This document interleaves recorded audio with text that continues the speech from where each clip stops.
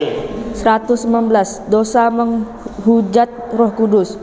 Lukas pasal 11 ayat 14 sampai 28.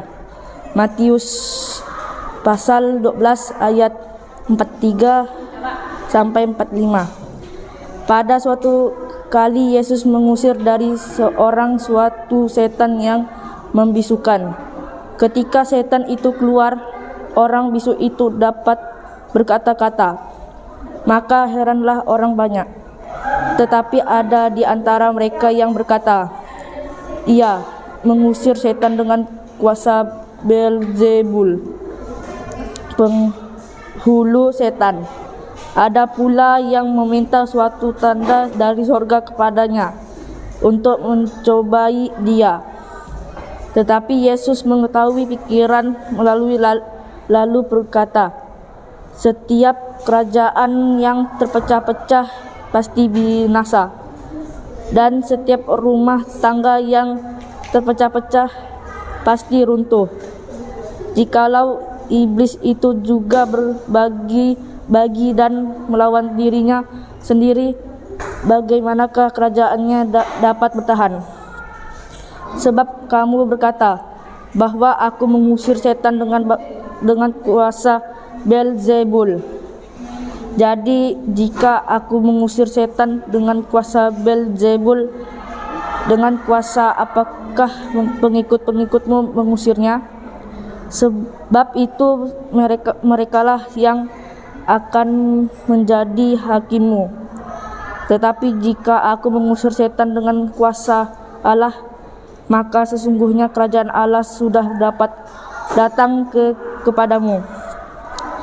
Apabila seorang yang kuat dan yang lengkap bersenjata menjaga rumahnya sendiri, maka amanlah segala miliknya. Tetapi jika seorang yang lebih kuat daripadanya menyerang dan mengalahkannya, maka orang itu akan merampas perlengkapan senjata yang diandalkannya dan akan membagi-bagikan rampasannya. Siapa tidak bersama aku, ia melawan aku, dan siapa tidak mengumpulkan bersama aku, ia mencerai-beraikan. Apabila roh jahat keluar dari manusia, ia pun mengembara ke tempat-tempat yang tandus mencari perhentian, dan karena itu tidak mendapatnya, ia berkata, "Aku akan kembali ke rumah yang telah kutinggalkan itu."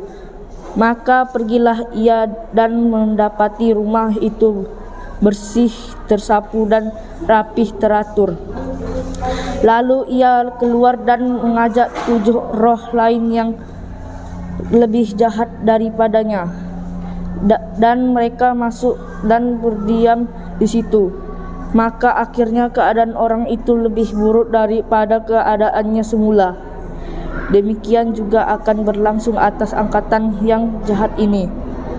Ketika Yesus masih berbicara, berserulah seorang perempuan dari antara orang banyak dan berkata kepadanya, "Berbahagialah ibu yang telah mengandung engkau dan susu yang telah menyusui engkau."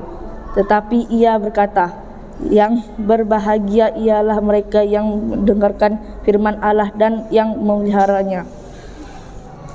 120.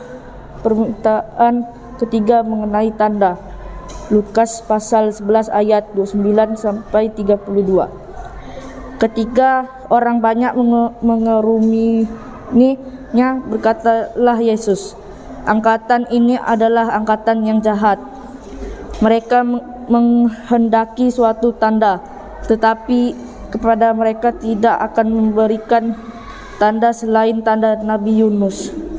Sebab seperti Yunus menjadi tanda untuk orang-orang Niniwe, demikianlah pula Putra Manusia akan menjadi tanda untuk angkatan ini.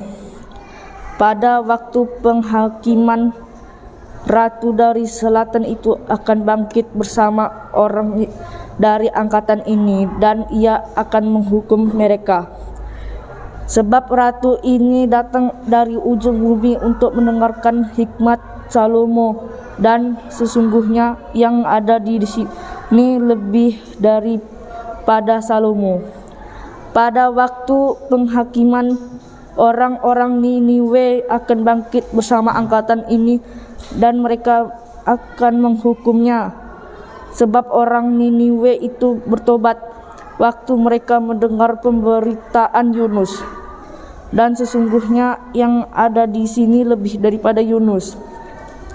121. Perumpamaan tentang pelita yang menyala. Lukas pasal 11 ayat 33 sampai 36.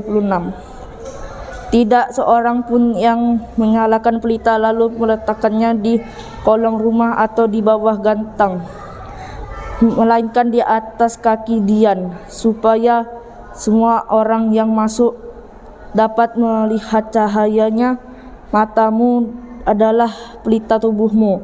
Jika matamu baik, teranglah seluruh tubuhmu. Tetapi jika matamu jahat, gelaplah tubuhmu. Karena itu perhatikanlah supaya terang yang ada padamu jangan menjadi kegelapan. Jika seluruh tubuh terang dan tidak ada bagian yang gelap, maka seluruhnya akan terang, seperti apabila pelita menerangi engkau dengan cahayanya.